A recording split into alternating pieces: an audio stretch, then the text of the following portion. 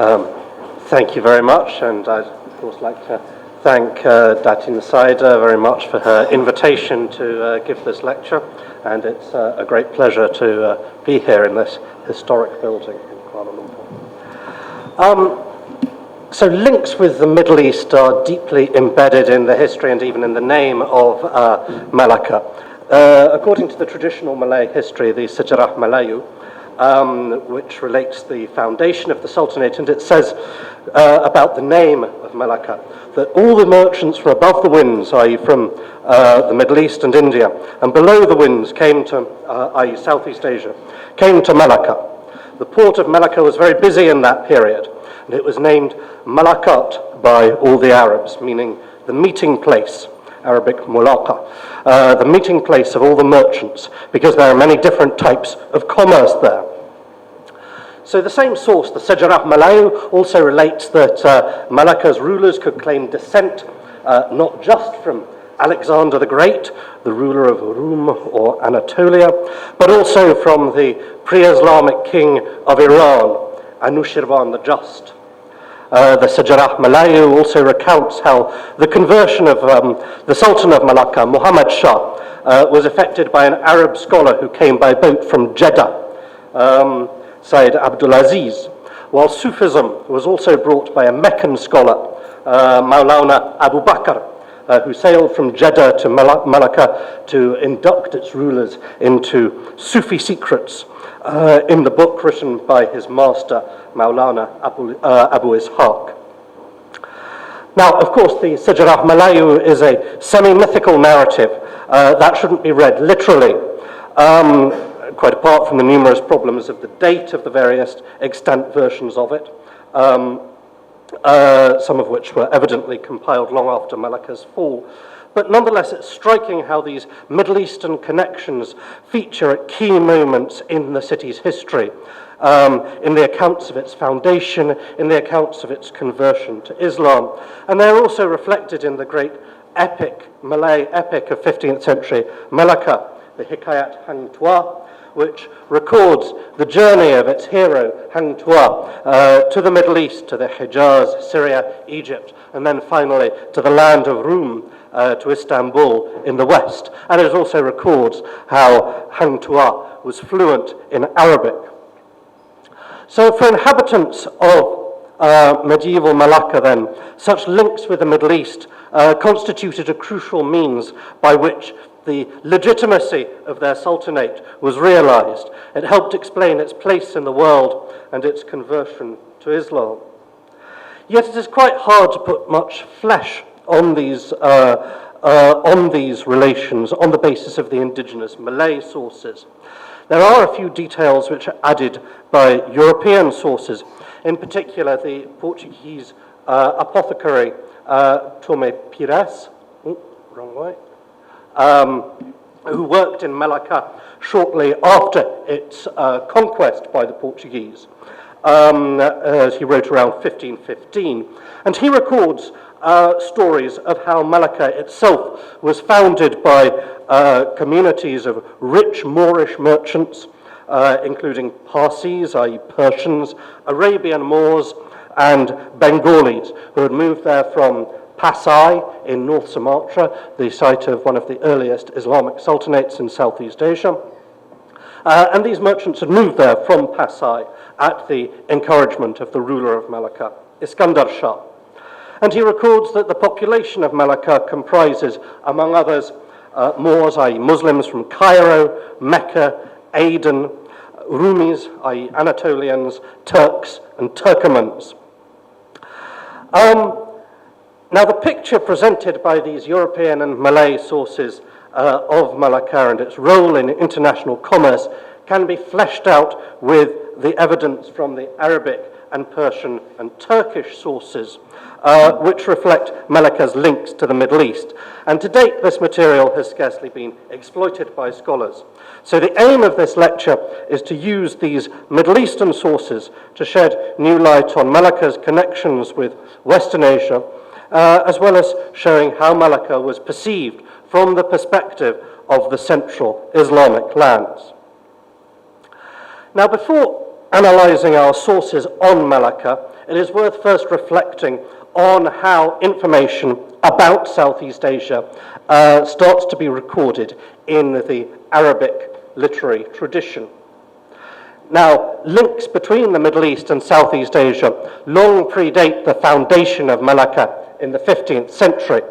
And indeed, they probably go back to the pre-Islamic period, although they unquestionably intensified during the early Islamic period. Since the 8th century, Middle Eastern merchants and sailors regularly made their way across the Indian Ocean. And this trade reached a particular height during the 9th century, during the period of the Abbasid Caliphate of Baghdad.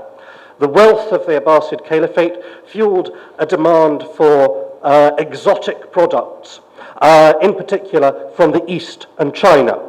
And there were substantial communities of Muslim merchants in China. So, the initial importance of Southeast Asia to the Arabs was because it was a crucial stop on the way to China. And it is in descriptions of this transoceanic route between the Middle East and China that the Malay Peninsula first features in the Arabic geographical works, which start to be composed from the 9th century, which describe these routes. These works seem to have largely drawn on the accounts of travellers who returned to the region, from the region to the Middle East, but also they didn't contain just factual information, but a genre of literature consisting of sort of tall tales of these exotic places started to grow up, of which one of the most famous examples was this work, the Kitab al-Jaib al-Hind, the Book of the Wonders of the Indian Ocean, by Buzurg ibn Shahryar, whose name suggests he was a Persian, but he's writing in Arabic, which recounts the wonders of India and the Indian Ocean. And it also includes some information, although not necessarily wholly factual information, about the Malay Peninsula. So some of the information in the early Arabic sources comes from these travellers' accounts of varying reliability, but there was also some information from classical Greek sources which got translated into Arabic, as well as Indian sources. And occasionally we even have the first-hand accounts of travels in the Malay Peninsula, of which the most famous is written in the mid-10th century by an Iranian traveller called Abu Dulaf, who describes the great city of Kala on the coast of the Malay Peninsula. Now, Kala is the main location in Malaysia that is identified by these sources, and it's almost certainly to be identified with the Bujang Valley in Kedah, where substantial archaeological remains have been found and can be visited today. So Kala is sort of the predecessor to Melaka on the Malay Peninsula's west coast. It's a center for international trade between China and the Middle East. It is described by this traveller, Abu Dulaf, as a great emporium which is famed for its tin mines, as well as for the ships that frequented it, seeking to exchange aloe camphor, sandalwood, ivory, tin, ebony, Brazil wood, and spices. Now, it may be that Kala actually moved around a little bit in this broad area, because it seems that there was quite a lot of shifting in the main emporia according to international political currents. Sometimes the Chinese closed their ports to foreign merchants, which then encouraged new ones to develop on the Malay Peninsula, which sort of acted as China's sort of shop window on the world of the Indian Ocean. So these shifting patterns of trade, which we observe in the early medieval period, a point to bear in mind when we consider the fall of Kalah, which sort of disappears from the sources around the 14th century, and the rise of Malacca in the beginning of the 15th century. This is part of a long process, and there's nothing particularly surprising about it. Now, one of the features of the later Arabic sources is that so famous and impressive were these sources from the 9th and 10th century that people kept on copying them and recopying them. This means that actually later sources contain relatively little new information.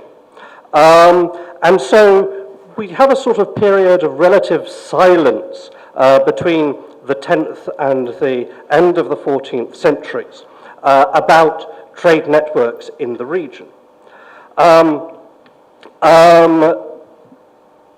there are a few fragments which do suggest that trade was continuing. So, for example, we have a court record from Cairo written in 1266, which records the death of a citizen of Alexandria in Egypt in Kalah. And he was doubtless a merchant who was involved in the India trade. However, none of this geographical literature, for this reason, for the tendency to copy earlier predecessors, actually mentions Malacca. So although we have plenty of Arabic geographies that are written and composed in the 14th, 15th, and 16th centuries, very few of them actually discuss Malacca because they're copying what was written down in the 9th to 10th century sources. And this is because these works largely have a literary purpose. So our prime sources for information about Malacca are, in fact, those which were designed for practical use. Sorry, I'll come back to that map in a second. These are the Arabic navigational treatises which start to be composed in the 15th and early 16th century. And in particular, they are associated with two individuals. So this is an example of one of them, if I can just go back to that one. The two main source authors we have are Ahmed ibn Majid, who lived in the second half of the 15th century, and Sulayman al-Mahri, who is active in the early 16th century. And from their works, we can piece together in considerable detail the trade networks, you can see here, which link the Middle East and Southeast Asia in this period. Now, both of these men seem to have been associated with this port of Ashehr, which is today in Yemen. And in the medieval period, it was a major terminus of these routes across the Indian Ocean. Ahmed ibn Majid, incidentally, has gone down in history as the pilot who showed the Portuguese the way across the Indian Ocean, how to navigate the monsoon. This is almost certainly not true, and the allegation first occurs in a rather later Meccan chronicle, which seems to have had been written by someone who had a personal animus to Ahmed ibn Majid. In reality, Ibn Majid seems to have been esteemed by his contemporaries as the expert navigator of the Indian Ocean, and he composed about 40 works devoted to the subject, about half of which have come down to us. And these works are usually in verse, like this one here, the Hawiyah, which is a general summary of information on how to navigate across the Indian Ocean.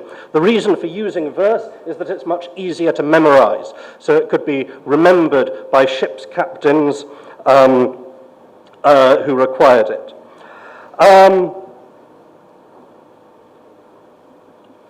The other main author, however, Sulayman al-Mahri, largely wrote in prose.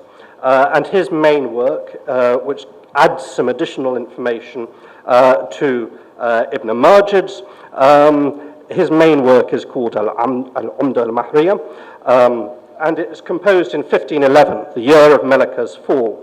So it contains quite a lot of information about the trade routes that existed prior to the coming of the Portuguese. Where does this information in these sources come from? Well, Ibn Majid actually discusses this, and, sorry, back. Could we go back one slide? Oh, there we go. He tells us that he tells us a number of sources which are lost to us, which seem to have been written in the 11th or 12th centuries. But he says most of their knowledge was in their description of the coasts and the coastal routes, mainly under the wind, i.e. Southeast Asia, and on the Chinese mainland. Now these ports and towns have disappeared, and their names are no longer known, and in our day are not used. So he writes his work based on experience, he tells us, rather than book learning, even though he's evidently an educated man with a thorough knowledge of the Arabic literary tradition. And some of his information may have come from his father and grandfather, who he tells us were also sailors.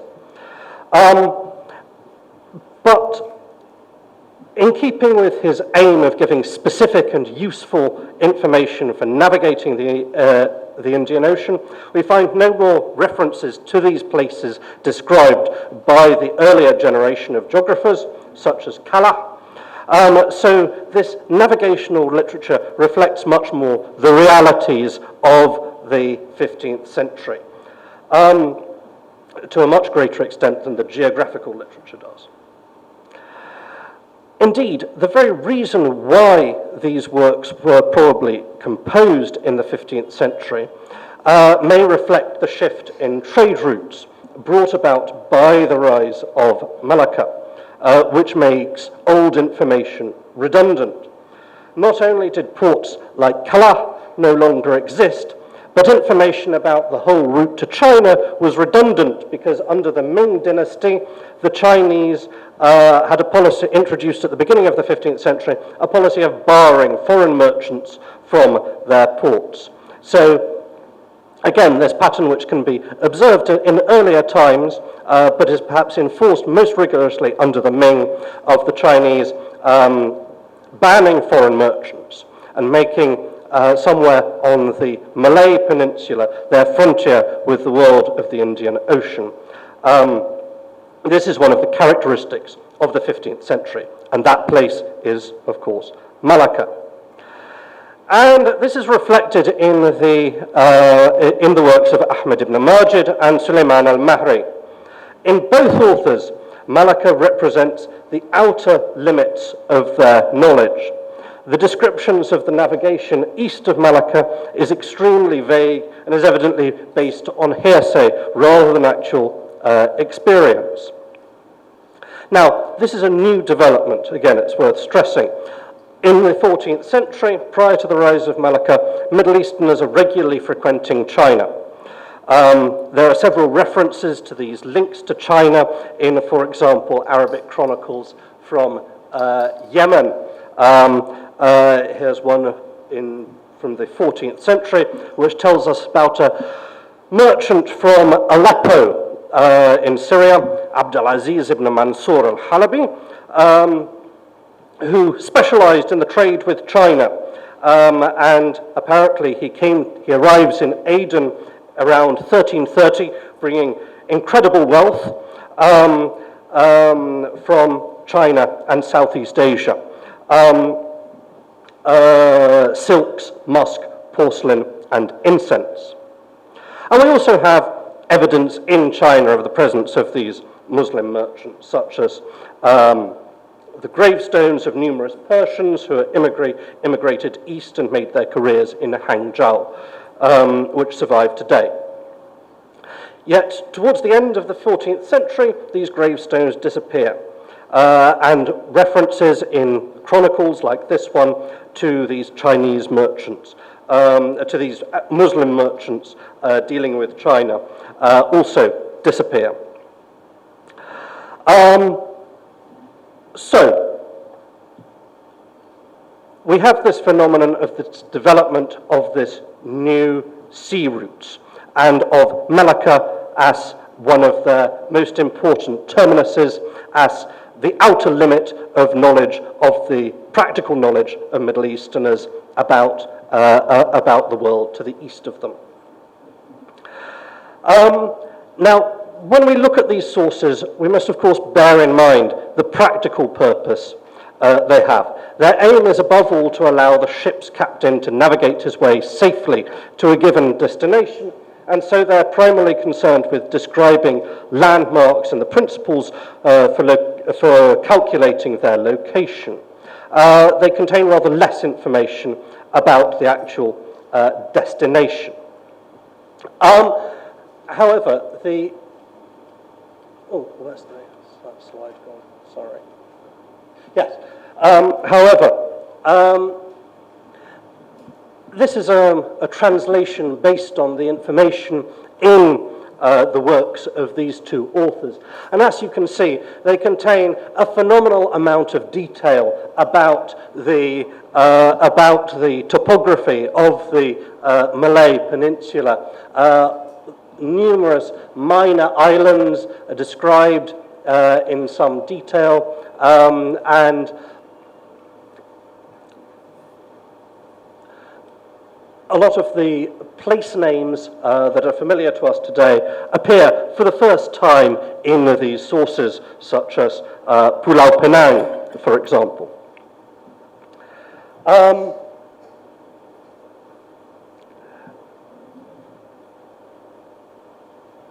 So, a lot of the information then is practical about how to make sure that you don't wreck your ship somewhere in the rather treacherous Straits of Malacca.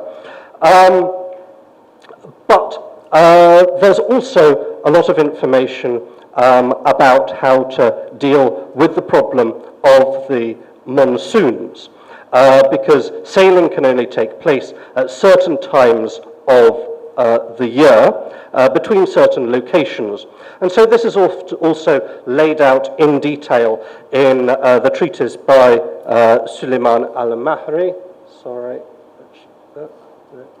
wrong way. Yes, there we are.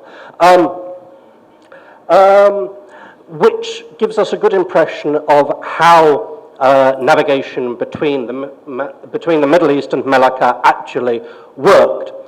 So it's clear that on the way out there, a lot of the time, ships didn't go directly from the Middle East to Southeast Asia, but rather they went by way of India. And we have quite a number of different locations in the Middle East which are connected to this trade with Southeast Asia via India. So as you can see, there are several locations on the south coast of Arabia. Aden is probably the most important one in Yemen, Ash-Shahr, as we mentioned before, and Dhofar, which is in Oman now, as well as Suhar, also in Oman, and Siraf, and Jeddah. So these are the main places from which trade with Malacca is done. But because of the monsoons, as I say, it's quite difficult for ships to reach Malacca in a single season, so often they go to either Gujarat or to further south in India first, and then continue later to Malacca. However, on the way, on the opposite direction, there is a direct route which avoids India entirely and goes by the Maldives Islands. This is the route, incidentally, which isn't just described by Sulayman al-Mahri, but it also features in the famous Hikayat Hang Tuah. This is the route that Hang Tuah himself is said to take. He starts in Malacca, stops off in Aceh, and then goes straight across via the Maldives Islands to Jeddah.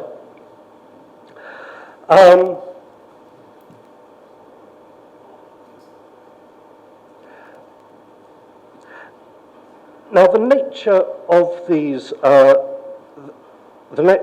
fact of the monsoons, therefore, had a significant impact in both the times and the ways in which trade could be done, as there was large seasons of the year in which the Indian Ocean couldn't be navigated. And Sulayman al-Mahri, Ahmad ibn Majid, describes in detail how inconvenient this could often be in practice. So, for example, he tells us how from ships leaving from Java, Sumatra, Melaka to Nasarim, in Thailand to Bengal, sailing takes place from the 90th to the 140th days of the year. So this is early spring, basically, February to April. From Champa in China to Malacca, Java, Sumatra, and Palembang and that area, they travel in the first 100 days of the year and enter Malacca after the departure of the fleet for Calicut. Thus, they either coincide with it or it leaves slightly before their arrival, generally the latter, unless they're in a reliable ship coming from Champa about the New Year or thereafter. They meet the ships coming from Hormuz and Mecca in Malacca, and the latest ships reach Malacca around the 22nd of March. So this passage seems to suggest that ships from China and Champa, i.e. The south of modern Vietnam, the arrival of ships from these regions in Malacca is poorly timed to coincide with ships departing for India. But it in fact coincided with the arrival of Middle Eastern ships. So the commodities available for trade were determined by the coincidence of the ships in a given location according to the requirements of the monsoon. And this is an important point to bear in mind that we will come back to shortly, as it helps shape the market for goods. Perhaps the most detailed account of the Straits of Malacca comes in a poem by Ahmad ibn Majid, in fact devoted to the subject. It's called al-Malakiyya, the poem about Malacca, which records in a lot of detail some of the place names that we saw earlier. But Ahmad ibn Majid is slightly dismissive of the challenges of piloting the Straits of Malacca, saying that it doesn't require the skill of a professional ocean-going navigator, but rather that the skill of a tukang, he says, is sufficient. So he specifically uses a Malay word, which we don't find as a loan word elsewhere in Arabic outside of this text. And it seems to suggest that Middle Eastern ships were accustomed to using a local pilot to guide them through the straits.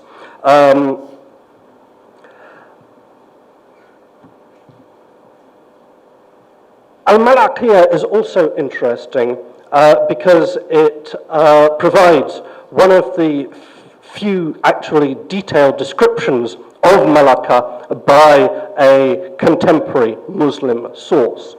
It has to be said, however, Ahmad ibn Majid is not over-impressed by it. So this poem concludes by saying, "When you enter the port, the people then come out to you. And what people? They have no culture at all. The infidel marries Muslim women while the Muslim takes pagans to wife. You do not know whether they are Muslim or not. They are thieves, for theft is rife among them, and they do not mind. The Muslims eat dogs for meat, for there are no food laws. They drink wine in the markets and do not treat divorce as a religious act. They think little of promises and presents and generally despise them. They appear liars and deceivers in trade and labor. Be careful of them, for you cannot mix jewels with ordinary stones." So obviously this picture is rather a contrast to the traditional Malay sources of 15th century Malacca, which depict it as one of the main centers for the propagation of Islam. And of course we shouldn't necessarily take this description completely at face value. It reflects, in part, the alienation of a Middle Easterner in what must have seemed a very unfamiliar environment, and his lack of comprehension of the complex social and ethnic relations in Melaka, where the intermarriage of Chinese and Malays, which he seems to allude to here, might have seemed shocking to an outsider. Clearly, too, the cosmopolitanism of Melaka, with its merchants from every corner of China, Southeast Asia, India, and the Middle East, would have created a highly competitive trading environment where the unwary were likely to end up at the bad end of a business deal rather than fabulously wealthy.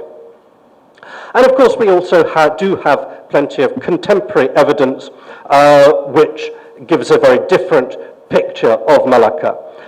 So sources such as the Undang Melaka, which is a 15th century compilation of laws from Melaka, give evidence that works of Arabic scholars specializing in jurisprudence were circulating in Melaka, as these are one of the sources used for it. And we also have this tombstone, for example, of the Melakan Sultan Mansur Shah, which is written in a rather elaborate Arabic and is finely calligraphed. Now, of course, this isn't the kind of culture that a visiting sailor seeking trade would necessarily come across. But it does provide a very different picture of that at least some elements of Melakan society were indeed in close contact with a more sophisticated cultural Islamic culture than Ahmed ibn Majid depicts. Now, these navigational texts, as I've said, they're invaluable for portraying the precise ways in which Melaka is connected to the Middle East, but they don't provide much information about the commodities which are actually traded. And it's for information on this topic, we're largely obliged to rely on European sources, of which the best informed is the 16th century Portuguese writer Tome Pires. And he gives us a picture of the sort of international nature of the trade. So he tells us that in Aden, in Yemen, are traded spices and drugs from Melaka, cloves, nutmeg, mace, sandalwood, cubeb, seed pearls, and that sort of thing. However, interestingly, he also says Melaka, Aden trades merchandise from Melaka with Bengal in return for white cloths, and it trades the merchandise of Melaka with Pegu in Burma in exchange for lac, benzoin, musk, and precious stones. Meanwhile, Middle Eastern merchants in Melaka from Cairo, Aden, and Mecca would sell Middle Eastern and European products on their way in Gujarat and would then buy cloths there for resale in Southeast Asia. On reaching Melaka, they would also sell Middle Eastern products such as rosewater and opium. These were both specialities of Meccan merchants. Seeds, grains, tapestries, and incense. This possibly refers to the export of South Arabian frankincense. In addition to these products, the merchants would also These Middle Eastern merchants would also purchase in Melaka porcelain, benzoin, gold, white silk, tin, white damask, and birds from Banda for plumes for Rumis, Turks, and Arabs. And this refers to the habit which becomes popular in the late 15th to early 16th century in the Ottoman lands of wearing these elaborate feathers on the top of turbans. So, these feathers are sourced in the Banda Islands in the east of Maluku, in the far east of Indonesia. They are then traded in Melaka and exported from Melaka to the Middle East, where they end up on these Ottoman slave soldiers. Whilst they're slave soldiers, these are the military elite of the Ottoman Empire. So what is described then as a highly complex system of trade The range of products and the complexity of the supply and distribution networks is remarkable, going far beyond the spices which we sometimes associate with the Indian Ocean trade. Perhaps the most remarkable thing about this evidence of Tome Pires, though, is his remarks on the way that exports from Melaka are resold to markets in Bengal and Pegu through Aden. So this is doubtless a result of the fact that, as we saw earlier in the passage from Ahmed ibn Majid, ships leaving Melaka for India would usually be obliged to miss the arrival of ships from China and Champa in order to secure favourable winds. So the monsoon thus contributes to the creation of a truly global marketplace where it's easier for merchants from India and Burma to purchase products shipped through Malacca in Aden in Yemen rather than in Malacca itself, despite being considerably closer to Malacca. Now it seems evident that these networks predated the Portuguese occupation of Malacca and initially were little affected by the European presence. Let me now turn from the Arabic sources to the Persian ones. Now, owing to Iran's incorporation into the Mongol Empire, which adjoined and sometimes penetrated Southeast Asia, Persian sources of the 14th century are rather better informed about the region than Arabic ones, which, as we've seen, have this tendency to imitate their predecessors. Unfortunately, however, for us, in the post-Mongol period, the same tendency to imitation appears in the Persian sources. So there are rather few references in the sources from the 15th century about Malacca, or indeed about Southeast Asia, although we do have enough to know for sure that there are close links between, in particular, the port of Hormuz on the Persian Gulf Coast and several ports in Southeast Asia. Indeed, Persian sources really start to mention Malacca after the city's fall. And our most detailed source about Southeast Asia in Persian is in fact composed in South India rather than Iran, Persian being the lingua franca of India. It was composed by an Iranian emigre, Mahmud ibn Abdullah Nishapuri, towards the end of the 16th century. It seems that Nishapuri originally intended to have a detailed chapter on Malacca, as there's space for it in the chapter headings at the beginning of his book, which remains unpublished. But he gives, the text unfortunately just gives us this brief reference, where he talks about Malacca, which is great and famous. It is a distance of 6 months' journey by sea from the capital of China. Rarities, gifts, and specialities of the land of China are brought to Malacca, as are sandalwood, amber, aloeswood, gold, silver, jewels, musk, camphor, and valuable rarities from all the ports of Southeast Asia, and the cities of China and beyond, to be bought and sold there. The infidel Franks have occupied those ports, he says, and take most of the good quality products for the Franks.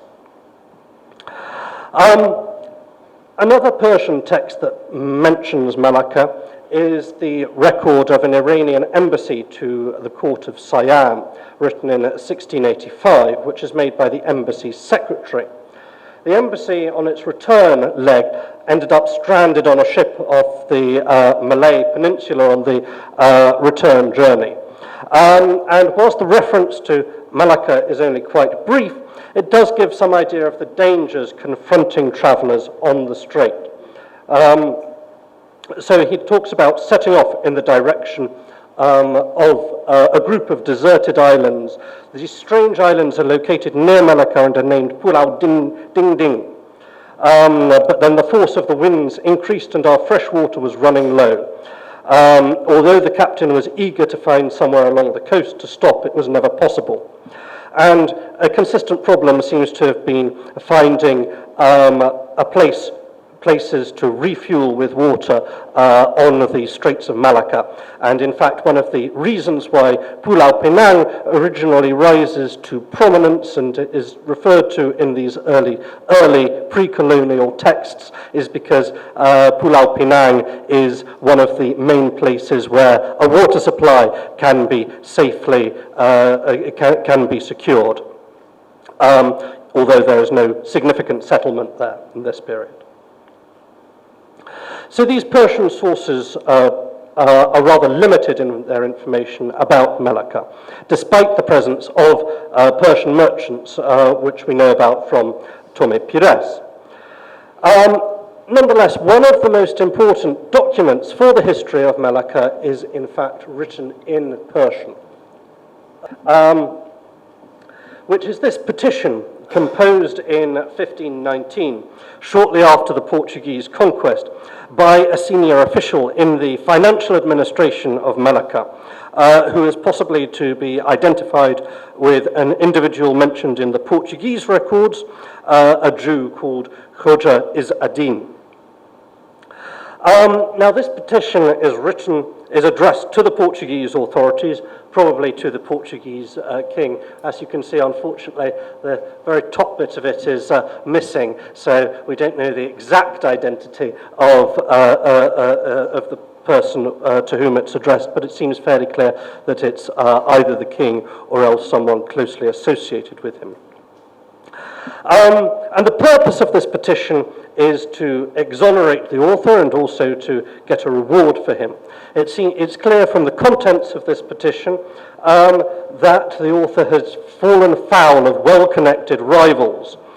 But as well as the author's personal problems, it incidentally offers considerable information about the Portuguese conquest of and administration of Melaka.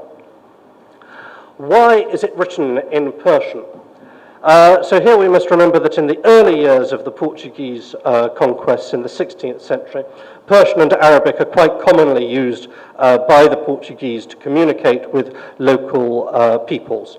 And there are quite a number of documents in Persian and Arabic which survive in the Portuguese National Archive, the Torre de Tombo in Lisbon, where this document is also held.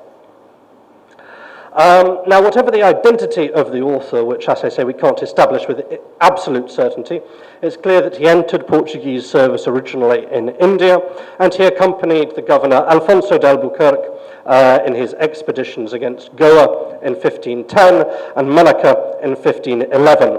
So he was there for the conquest of Malacca, and after its conquest, he was appointed to a position in the financial administration in charge of the local mint for producing coins. So the petition starts by recounting the immediate aftermath of the conquest in 1511. The inhabitants fled, but the Portuguese governor, Albuquerque, rebuilt and repopulated the town by offering tax exemptions to merchants. However, after Albuquerque's departure for India, the situation deteriorated, and the author of our petition refers to constant fighting between the Portuguese and the Malays. Mahmud Shah, the last Sultan of Malacca, sets up court on the island of Bintan, from which he sends expensive tribute to the Portuguese in return for a peace treaty. And the document discusses in detail the relations between Mahmud Shah and the Portuguese administration in Malacca. So in return for the tribute that Mahmud Shah pays, the Portuguese supply the Sultan with provisions such as rice.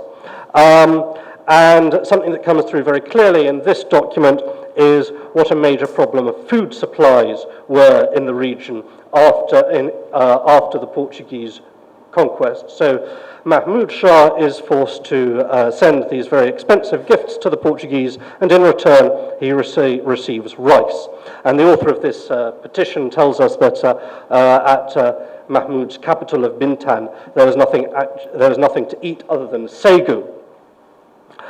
He also tells us about a plot by the Malays to enter Melaka fortress secretly, and he discusses a further deterioration in the situation which occurs after 1515, when a new Portuguese governor is appointed. He tells us that the Portuguese knew no Malay, they're ill-acquainted with local laws and customs, they confiscated merchant ships, causing merchants to flee the town, and again, they interfere with the food supplies, confiscating boats carrying rice from Java. And it's during this period that our author fell foul of the local administration and was imprisoned for some unspecified crimes. And this letter is attempted to protest his innocence and to basically get him out of jail and to get some compensation or a reward from the Portuguese authorities. So this document is important not just for the light it sheds on the political and social history of Melaka as seen by its inhabitants in the years immediately after the conquest, but also for some of the information it gives us about the nature of the town. Commerce clearly remains vital to Melaka, and the pre-conquest merchants remain important. This problem of the food supplies is repeatedly emphasized in the document. But at the same time, the author also repeatedly talks about the orchards of Melaka. Now, sometimes we think of Melaka just as a port looking to the outside world, but it's very clear from this document that one of the main sources of income from Melaka in the early 16th century are its orchards, which are a sufficiently important revenue source that they are referred to here as the property of the Portuguese king. Another interesting fact about this document is that his Persian is mixed with Malay terms, such as kota, for fort. And it's also suggestive of the way that Persian is used as not just as a language in India and Iran, but also as a lingua franca even in Southeast Asia. So even if our Persian geographers give relatively little attention to Southeast Asia, it's also clear that Melaka and Southeast Asia formed part of a broader Persian-speaking world where Persian was used as a lingua franca. Now, finally, let me turn to the Turkish sources, which again only become important immediately after the fall of Melaka. As the 16th century dawns, the Ottoman Empire becomes the major Muslim power in the Indian Ocean. Even before the Ottomans occupy the Hijaz and Yemen in 1517, which gives them a direct foothold on the Indian Ocean coast, the empire has started to involve itself in Indian Ocean affairs.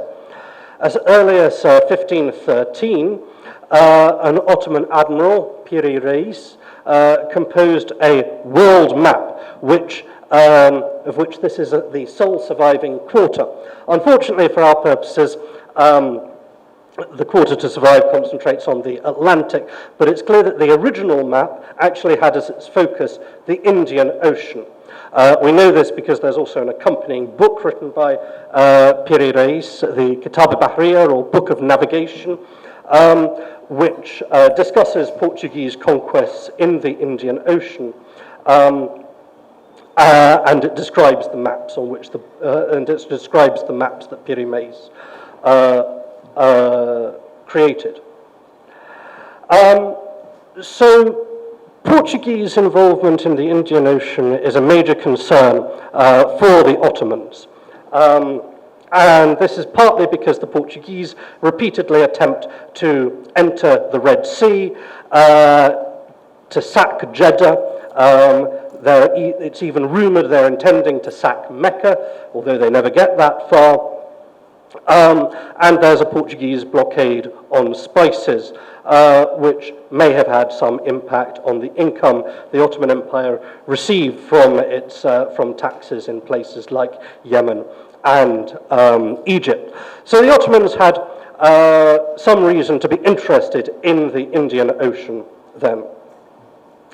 And these factors are reflected in our first Ottoman document to actually discuss Malacca directly, which is a report written by the commander of the Ottoman Red Sea Fleet, Sulayman in 1525, and it's addressed to his superiors in Istanbul. And it advocates an aggressive expansionist policy to counter the Portuguese threat. So this long report reminds the Ottoman Sultan of how the Portuguese are in control of a string of ports across India and Southeast Asia: Hormuz, Diu, Goa, Calicut, Cochin in India, Ceylon, and Malacca. So this is what he has to say about Southeast Asia. He says, they also control the great island called Sumatra, one of the famous islands known as Below the Winds, situated beyond the aforesaid Ceylon. It is said there that there they have 200 infidels. With 200 infidels, they also captured the port of Malacca opposite Sumatra from Hindu infidels. Formerly, before the Portuguese captured these ports, there used to be a good deal of revenue from spices in Egypt and a great deal of goods available. It is said that the accursed Portuguese hold the aforementioned ports with only 2,000 men. Therefore, when our ships are ready and God willing move against them, their total destruction will be inevitable. For one fortress is unable to support another, and they are not able to put up a united opposition. So evidently Salman Reis's information is not perfect, given that he believes Malacca to have been ruled by non-Muslim Hindus. And this ignorance perhaps reflects a wider perception of Malacca in other parts of the Indian Ocean. That's also reflected in the conclusions to Ahmad ibn Majid's al-Malaqiyya poem. It may also reflect the fact that in a cosmopolitan port like this, merchants had few dealings with the elite Muslim society of the court. And differences of, say, mosque architecture from those of the central lands of Islam perhaps further contributed to this sense of alienation of Middle Eastern Muslims. So we have these two very different sources, Ahmad ibn Majid and Salman Reis, written for very different purposes, but both seemingly reflecting a similar image of what it's actually like to do business in Malacca from a Middle Eastern point of view. Now, this ambition expressed by Salman Reis for the Ottomans to evict the Portuguese from their Indian Ocean strongholds, including Malacca, was of course never actually realized. Such plans, however, were frequently rumored during the 16th century. And it does seem that when Aceh tried to capture Malacca in 1547, it was supported by Ottoman ships from their Red Sea fleet. And after this, we also have repeated Achenese embassies to Istanbul in 1562, 1565 to secure Ottoman support for an attack on Malacca. So Malacca does remain important to from this point of view, as it's one of the main subjects of the Achenese embassies to Istanbul. So it remains in the mind of the Ottomans. And this we can see in two further texts. The first of these is a versified history written in 1527. Which deals largely with the wars of the Ottoman Sultans Selim and Sulayman the Magnificent in the early 16th century. Now, most Ottoman histories don't talk very much about the outside world beyond the Ottoman Empire, but this work, the Seadetname, is an exception because it includes a chapter that discusses the Portuguese conquest of Malacca and other places in Southeast Asia. So this is the chapter on the situation of the Franks who have gone below the winds. And it says, then they made for the kingdom of China. When they reached its harbour, they struck anchor. The fair city's name is Malacca. It's interesting to note here that Melaka specifically features as the harbour of the Kingdom of China, reflecting what I was saying at the beginning about Melaka's role as sort of China's window onto the outside world. So cardamom and hyacinth are its flowers. After they'd built a high castle above the harbour, all of that region became theirs. They returned, reaching Shahranal, which is Ayutthaya, near Bangkok in Thailand, the region of Ava in Burma, and the Kingdom of Java. They closed all their ports, fettered each one to another. So actually, Firaki is surprisingly well informed. He's not just aware of the Portuguese building a fort at Melaka after their conquest, which allows them to dominate the region. His mention of the flowers of Melaka seems to reflect the city's reputation for orchards, as is suggested also by the Portuguese Persian letter I showed you earlier. Where does Firaki get his information from? Well, one of his sources he names as a book called Rahmani, which is a Persian term for a pilot guide, perhaps something a bit like the navigational treatises of Ibn Majid. And Ahmad ibn Majid actually specifically uses the same term, in referring to his sources. But this is clearly a different work that Firaki has got, which must have been composed shortly after the Portuguese conquest. So it suggests the existence of other sources available to Firaki, which have not come down to us or haven't yet been discovered, suggesting that the texts that we have are just the tip of the iceberg. And the other thing worth noting about Firaki's history is that it isn't written by someone from Istanbul. In fact, he lives in this rather provincial town in Western Anatolia, Kütahya, and as far as we know about his career, he never actually leaves it.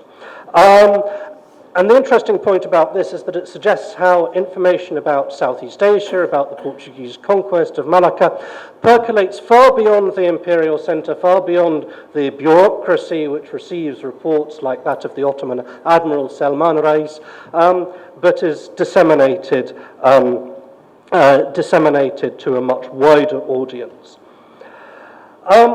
The final text to mention Malacca is another sort of navigational treatise in Turkish called the Kitab al-Muhit by the Ottoman Admiral Sidi Ali Reis. So Sidi Ali based himself largely on the works of Sulayman al-Mahri and Ahmad ibn Majid. And he composed this work, the Book of the Ocean, in the mid-16th century, dedicating it to the Ottoman Sultan Sulayman the Magnificent. Sidi Ali Reis was himself the commander of the Ottoman Indian Ocean Fleet. So he knew quite a lot about navigation, and it's an interesting testimony to, again, how after the Portuguese conquest, the trade routes of, again, the navigational routes known to Muslims from the central Islamic lands have again shifted. So if you remember the wealth of detail that there was in the reconstruction of the topography from Ahmad ibn Majid and Sulayman al-Mahri's works, with lots of very obscure place names along the coast of the Malay Peninsula, well, by the mid-16th century, the only place that that Sidi Ali knows about is Malacca. And of course this reflects the fact that this isn't actually a practical treatise. It's not designed for people going there because there's no anticipation, at the moment, there's no anticipation that Ottoman ships will set off and sail there by the mid-16th century. Rather, it's a statement of ambition that this is somewhere that the Ottomans should be interested in, rather than a practical guide for how to get there. So These maps and the toponyms contained in these sources also implicitly give us information about the shifting political situation and the shifting priorities of their authors as they respond to the closure of certain navigational routes and certain ports and the opening of new ones.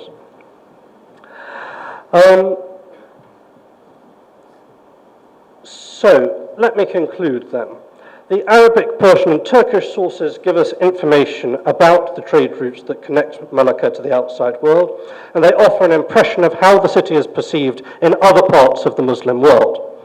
While the information they provide about Melaka does not compare in detail to those of the Chinese or the European sources, they do offer a valuable supplement and corrective to them. In particular, the range and complexity of Melaka's trading relations with a variety of locations in Arabia and the Gulf is striking. The need for the composition of the numerous navigational works by our two South Arabian navigators points to the intensity of trade across the Indian Ocean in the 15th and early 16th centuries. And the central place that Melaka enjoys on these trade routes is testimony to its role as the major center for the redistribution of Southeast Asian and Chinese products to the Middle East and to India. At the same time, our sources reveal conflicting impressions of Melaka.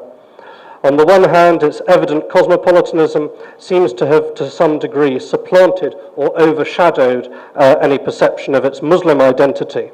And Ibn Majid portrays in unflattering terms the realities of doing business in a bustling trading entrepôt. On the other hand, as our last Turkish source, Firaki, and our Portuguese petition in Persian suggest, we have not just a bustling port, but also a city which is deeply embedded in its rural hinterland, famed for its orchards that constitute another major source of its wealth. For our later Persian and Turkish sources, the theme which is shared by Nishapuri, Sulayman, Chalabi and Firaki is that of the conquest of Melaka by the Portuguese.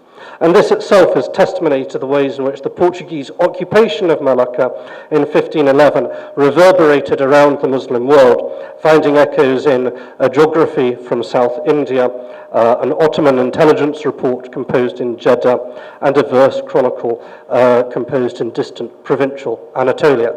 Thank you. As part of the program today, and as usual, our Tawari talk will be followed by question and answers. And if you all have heard what Professor Peacock has talked about of Melaka and the sources from the Middle East, so if you have any specific questions, just put up your hands and identify yourself, and we'll get a good microphone. Thank you. Farid Alatas from National University of Singapore. Thank you. Thank you very much for your talk. It was really fascinating. It's good to hear about Persian, Turkish and Arabic sources for study of our region. I have three questions. The first one is, obviously in the sources they are not referring to the two regions of the Middle East and Southeast Asia. Now I'm curious as to know what terms were used. I guess Java was used by the Arabs to refer to the region, and maybe Tahtarih, below the winds, but were there any other terms that were used in Arabic and Persian sources? The second question has to do with Shihir. Shihir, as you know, was the principal port from which Hadramis came to India and Southeast Asia. Do you come across any Hadrami names during the Malacca period or even later? And the third question, in the source of Salman Rais, you say that he mentions that Malacca was taken by the Portuguese from Hindu infidels. Mm-hmm. Now, I'm curious as to know what term was used to refer to Hindus, because in Arabic sources, even at that time, the term Hindu was not used in Arabic sources. And generally we know that the idea of Hinduism as a religion was a colonial or an Orientalist construction. So I'm curious to know how the Turks, the Ottomans in the 16th century, would have understood what we now call Hinduism. Thank you very much. As you indicated, the most common terms used to describe Southeast Asia are tahta rih, below the winds. The Malay Peninsula is generally referred to as Barra Siam, so the mainland of Siam. So Siam is considered by the Arabic sources to continue all the way down to Singapore in the 15th century. So those are the two main general terms which are used for the region. Shihr, unfortunately, we do have a local history of Shihr, which is composed in the 16th century, but it doesn't contain any information going back to before the 16th century. So we don't really have much information from the period of the Malacca Sultanate as to the identities, the specific identities of individuals who go from the Middle East to Malacca or Southeast Asia more generally. We just have references to sort of bodies of people, Turks, Rumis, Arabs, people from Aden, and so on. So unfortunately for the 15th century, it isn't really possible to go into any specific detail. I mean, it's really in the 17th century that we start to have enough sources which give us the names of, the great families, the Alawis and so on, who are active in the region.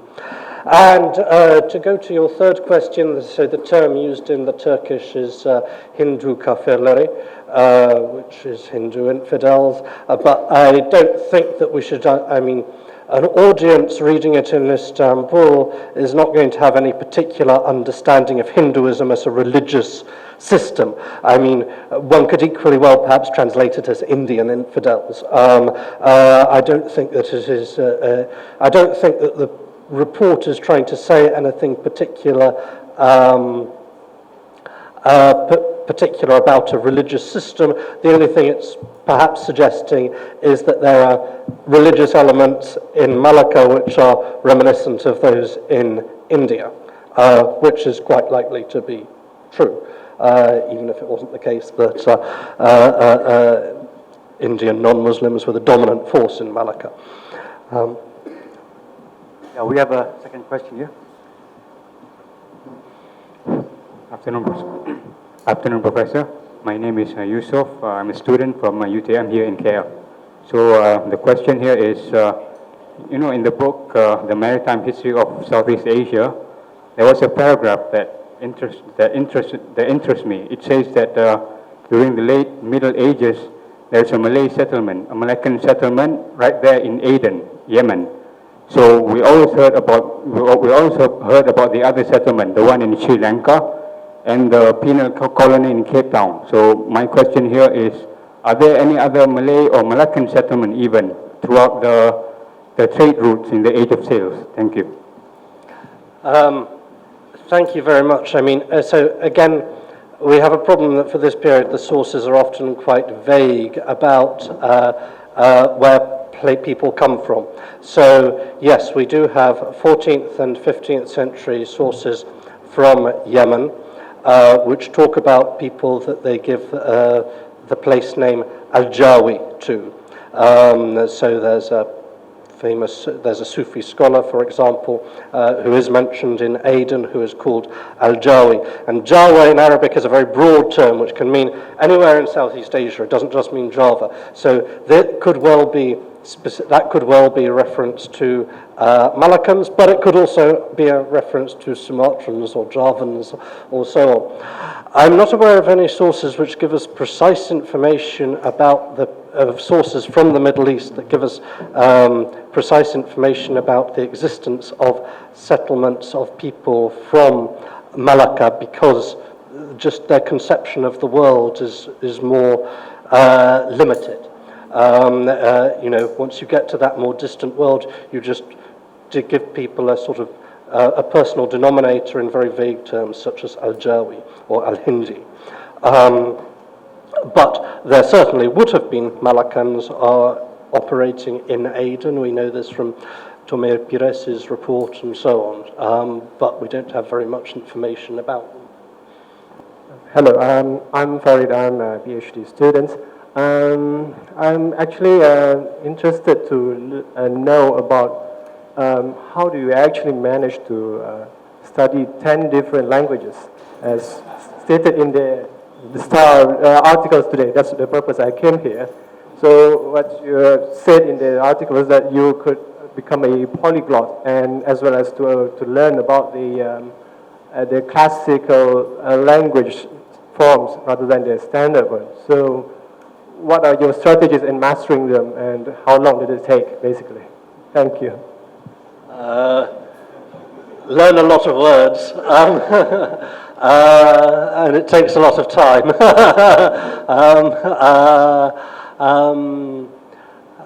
I think that everyone has every person is different, so it's not possible to generalize about what strategies are going to help people learn languages, because people have different ways. But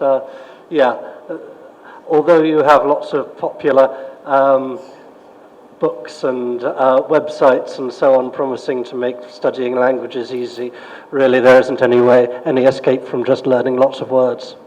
And lots of grammar as well. Thank you, Raza. Good afternoon, and thank you very much, Professor.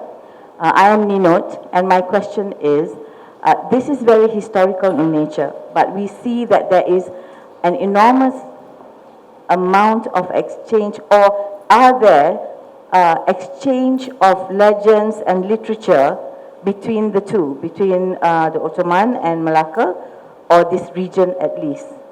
Because I think we see a lot of literature coming from the Middle East that has impacted our old manuscripts. So if you can share that, Professor? Yeah, I mean, of course, there are lots of works in classical Malay which are thought to derive from Middle Eastern, earlier Middle Eastern books.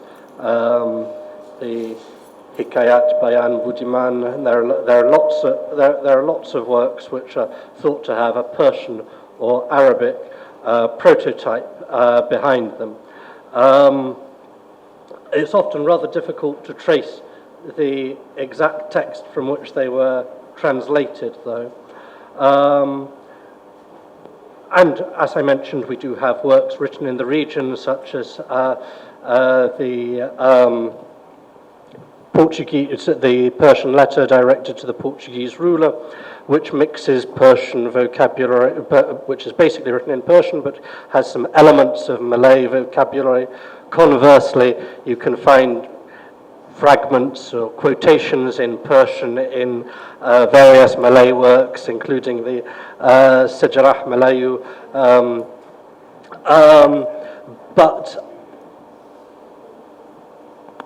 there's still a lot more that could be done to understand the nature of these relationships.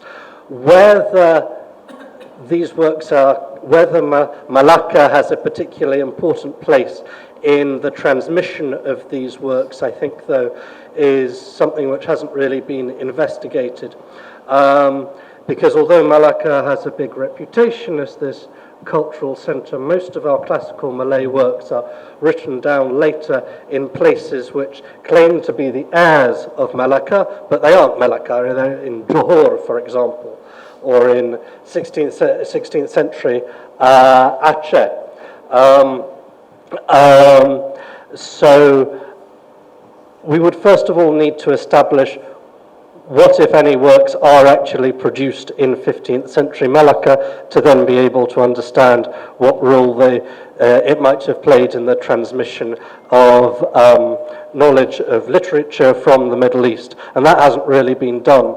But we do know from, as I mentioned, the Undang-Undang Malaka, the local code of laws, that refers to certain Middle Eastern legal texts. So there clearly are texts from the Middle East which are making their way over to Malacca. Whether they are literary texts, however, is less clear. Is there any mention of the founder of Malacca, Parameswara or Iskandar Shah, in the Portuguese or in the Arabic or Turkish documents? As Christopher Wake said, he was called Iskandar Shah after his death. Yes, unfortunately, the Arabic documents don't really give us any information about the political history at all. Other than the Middle Eastern sources, they're aware of the conquest of Malacca by the Portuguese, but they don't give us any information about the history of Malacca prior to that, the political history, I mean. It's more indirectly in terms of information about trade routes and so on that they give us information. So unfortunately, they can't help us with that question. Hi, thank you so much for your enlightening talk. It's really something that we've been craving to have since our textbooks in the past decades probably focus a lot on dates and names and memorizing, and probably somehow things slipped. But anyway, introduction, my name is Kalina. I'm from the Raja Zarif Sofia Center for Advanced Studies on Islam, Science and Civilization. We have a program tonight at 9 o'clock at UTM, little advertising. My question has to do with the Persian influence, because I have read a book by our local historian and philosophers like Muhammad Naqib al-Attas, and he wrote a book, The Mysticism of Hamza Fansuri, and he was based in Aceh, where he actually wrote many shair, poetry, where he introduced himself saying that he is a Malay or a Jawi with Persian composition, and coming somehow was conceived in the old Ayutthaya Shahnawi, right? Shahnawi, and but was born in Fansur in Aceh. And my question really has to do with, if we look at the whole region instead of just the Peninsula Malaysia, would we have a conclusion that the Persians had a deep interaction just in terms of culture, or did they actually have an intermixing of genetics with the locals? That's my first question. And my second question is, the Greeks actually referred to the Malay Peninsula as the Golden Chersonis, but there was no indication of any gold found by the colonialists. And there was a report that the Portuguese took 2 shiploads of gold and other valuable stuff, and one of the ship actually drowned in the Straits of Malacca somewhere, and it was never found. So is there anything indicating such knowledge? Thank you. Thank you. So I'll take the second question first. So, yeah, I mean, there is a lot of people have often associated the Malay Peninsula with gold and got very excited about its gold resources. The British did in the 19th century as well. But the Arabic sources don't really talk about gold. They're aware of tin. And tin is, of course, one of the major products of Perak and Kedah and so on. So they are aware of that, but they don't really talk about it as gold. I think clearly there's a general idea of Southeast Asia as being not just the Malay Peninsula, but Southeast Asia more generally as being somewhere where there is fabulous wealth to be had.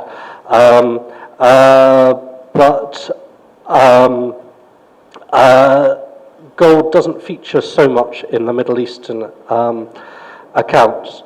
With regard to your question about the Persians, I mean, so it's worth distinguishing between Persian language, which is a supranational language, which is also used in India, and people from Iran. Yeah, so there isn't necessarily any connection between the use of the Persian language and Iran itself. But it's perfectly clear that Persian was quite widespread by the 15th or 16th century, at least in literate circles in Sumatra. we have a Persian inscribed gravestone from Aceh with verses in Persian. There are not just Hamza Fansuri. Hamza Fansuri, of course, does have actual quotations in Persian in some of his works, but there are quite a wide range of pre-modern Malay literary texts where you can find quotations or fragments in Persian. Sometimes they aren't very clear because the later scribes didn't understand what they were copying, so they made a mess of it. But you know, these are quite widespread. As I mentioned, the Sejarah Malayu also has Persian quotations in it. So I think that certainly the use of Persian was quite widespread in Sumatra and adjoining regions in the sort of western bits of the Malay-speaking world. But that doesn't mean it has any connection with Iran. I suggest the influence is most likely to come from India, where Persian is the major lingua franca, the main literary language of Muslims until the late 18th or 19th century when Urdu develops. And we know that Sumatra has very close links with India through trade and so on. So I think that's more likely to explain the diffusion of Persian in the Malay world. Professor Peacock, on Melaka in Fact's Facebook, we often get questions as to why we always feature sources from Portuguese and Chinese texts, and why we don't concentrate more on texts from the East, including the Middle East. Recently, academics made front page news when they said that they were going to set out to prove the existence of Hang Tuah by excavating, among others, the Ottoman archives and archives in India. Now, you told me at dinner once that you'd spent 10 years studying documents from the Ottoman archives. I was wondering, could you tell us, what's the possibility of finding more documents on Melaka, specifically on Hang Tuah and his travels? Yes, I mean, of course, that also raises the question of how real Hang Tuah actually is in the first place. But if, for the purposes of argument, we assume that he is real and that he is someone that information could be recorded about, I don't think the Ottoman archives would be very likely to contain any information about him. First of all, they aren't interested in individuals, they're interested in questions of high politics and diplomatic links. So above all, for example, they talk about, in the 16th century, the Ottomans' links with Aceh and their negotiations with Aceh as to whether they're going to send them any weapons, how much weapons they're going to send them, what route the weapons are going to be sent by. They don't really talk about individuals. They don't even mention, they only very rarely mention the name of the Achenese Sultan. In fact, he's just usually referred to as the ruler of Aceh without even being named. So the Ottoman archives for this sort of period are not a good place to look to trace individuals from outside the Ottoman Empire, as this isn't the kind of question that they're interested in.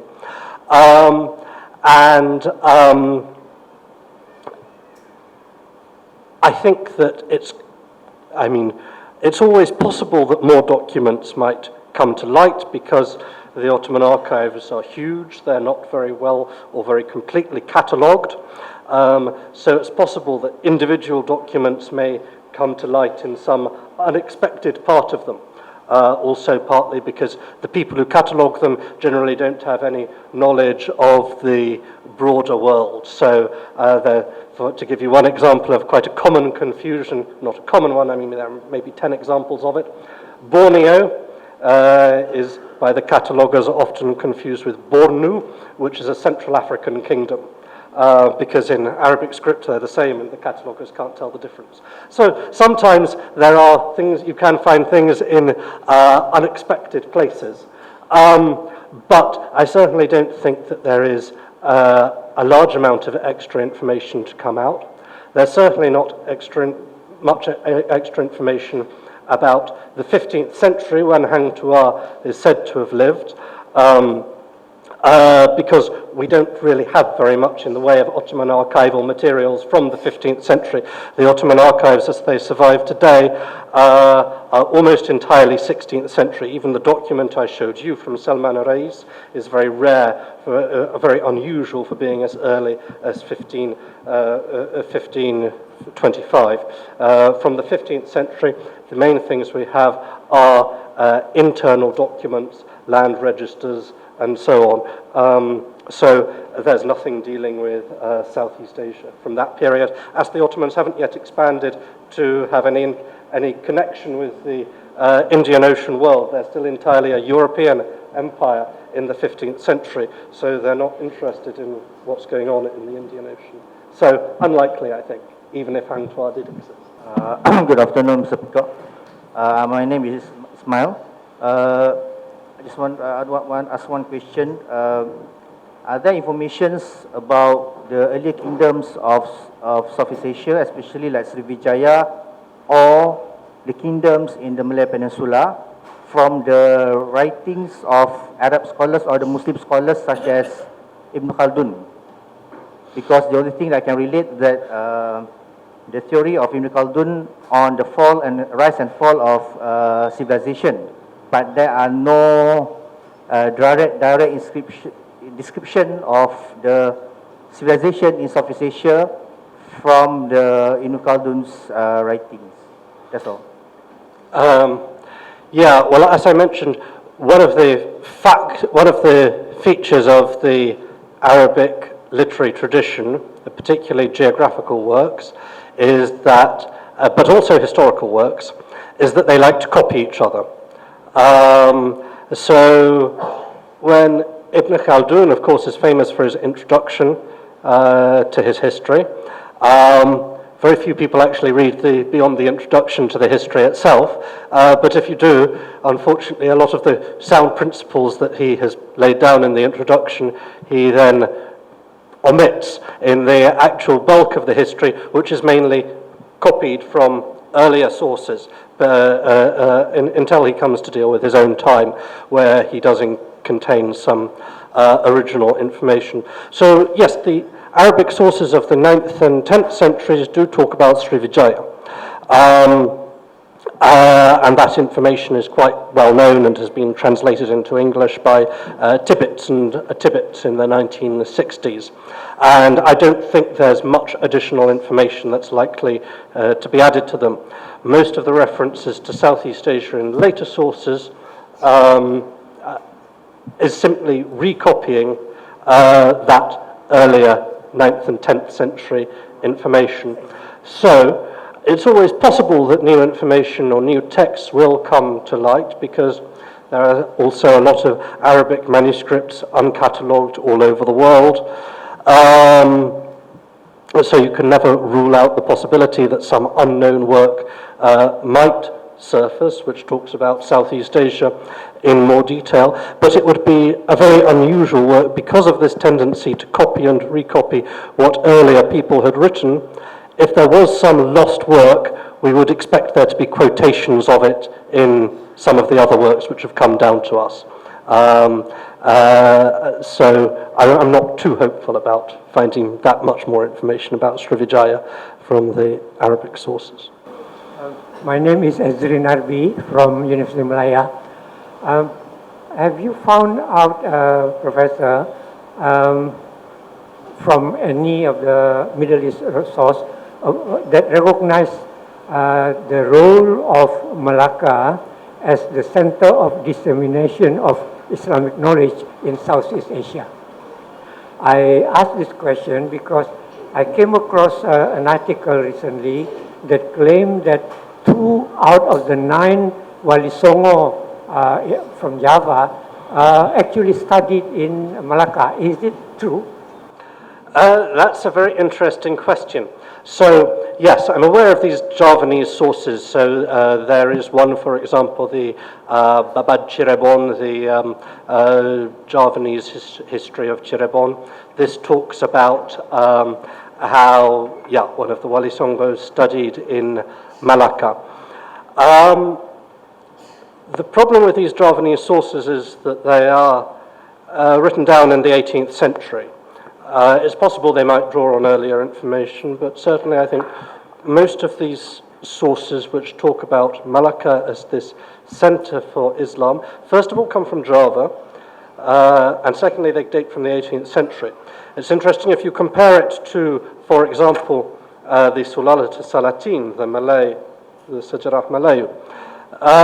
This doesn't actually portray Malacca as a great center of Islam in the region. It's got this quite long discussion about how when there's a big theological problem that they don't know how to solve, the Sultan of Malacca sends a delegation to Pasai in North Sumatra to find out the answer. So this suggests that from the perspective of the people who wrote the Sejarah Malayu, actually Pasai was the great Islamic center, the place which Malacca would go to when it had a problem or a question.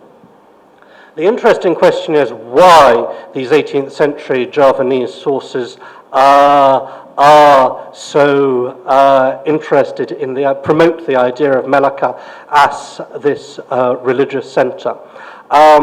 And that I don't have a clear answer to yet, I think, but it needs, I think it needs studying with relation to the historical circumstances in 18th century Java, so where we have a lot of sultanates on the north coast of Java, which are ruled by families which claim descents from the Wali Songo themselves, as well as connections to the Middle East and the broader Malay, the broader Southeast Asian world. So there may be some way in which these claims sort of help support contemporary political or religious agendas. It's a very interesting question though, but I'm sorry not to be able to give a definitive answer. Okay, we have one last question over here. Thank you, Professor. I'm Dalia from Islamic Art Museum, and I work as Arabic researcher. I would like to ask, correct me if I'm wrong, does really Ibn Battuta mention Malacca or in other names in his travelers when he came here to Java, and after that he came to Southeast Asia? So I was expecting, as you are talking about Middle East, to mention Ibn Battuta, if I'm correct. Thank you. Ibn Battuta, so I mean, Ibn Battuta is of course a very famous traveler who does come to Southeast Asia, but he doesn't mention Malacca once. And this probably has to do with the date that he's traveling, which is around 1340. So he stays in Sumatra and in Java, but he doesn't mention Malacca at all. And this probably is because Malacca didn't exist in 1340. So it wasn't there for him to mention. It was probably only founded at the beginning of the 15th century.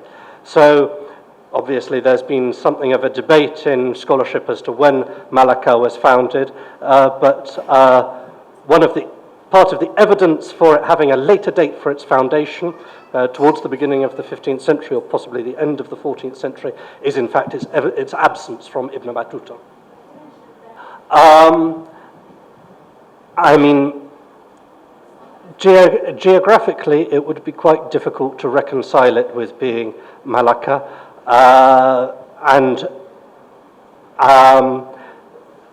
one would also need to somehow explain why its name is so different from Malacca, if it is Malacca. So,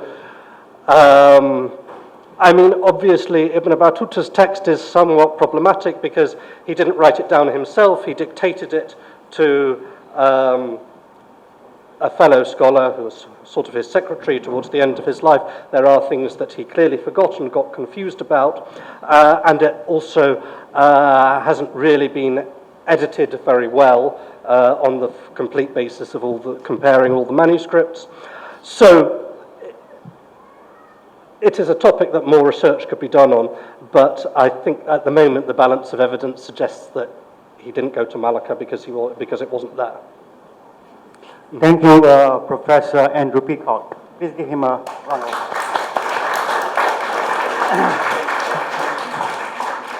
And before we leave, I would like to say that we have our next talk. We have not fixed who the speaker is going to be, and I assure you it's going to be as good. But before we leave, we'd like to give a token of appreciation to Professor Andrew Peacock. I would like to call upon Bert, one of the founders of Melaka, in fact, and to...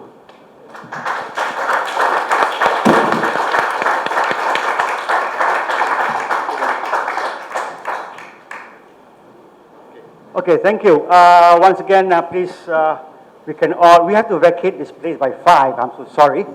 We can ask questions all day. So we'll be outside, if you don't mind, and we can all talk over there and take pictures if you want, all the pictures you need. Okay. Once again, thank you very much.